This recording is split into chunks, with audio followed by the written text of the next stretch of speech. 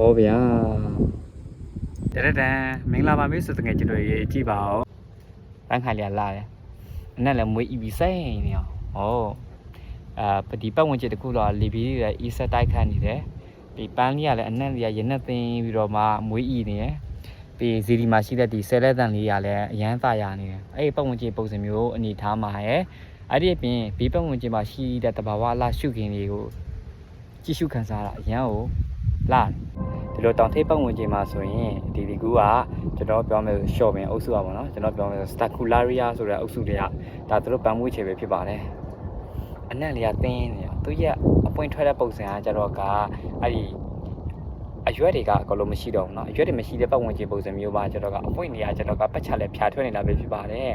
လာတယ်အယောင်သွေးလေးကတော့သူကကြတော့ကစားထွက်ကစားတော့အဝိုင်အောင်လေး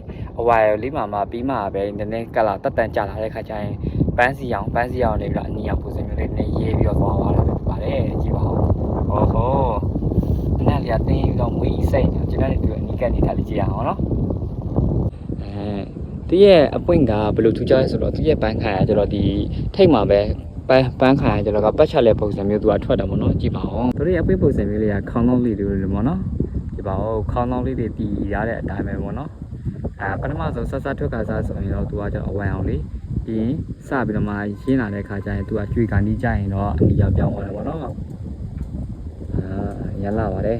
တခြားသူရဲ့အပင်လေးတွေပေါ့နော်သူရဲ့ရွက်ကကျွန်တော်ပြောမှဆိုလက်ပံလိုပုံစံမျိုးရွက်အမွာရွက်ွယ်တယ်ပေါ့နော်ကျွန်တော်တက်တောင်ကနေပြီးတော့မှမြင်တွေ့ရတဲ့မြင်ကွင်းပဲဖြစ်ပါတယ်ကြည့်ပါဦးနော်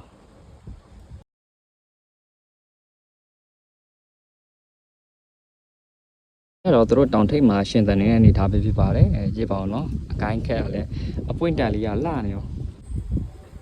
ဒါတော့သူ့ရဲ့အကိုင်းခက်လေးတွေပဲဖြစ်ပါတယ်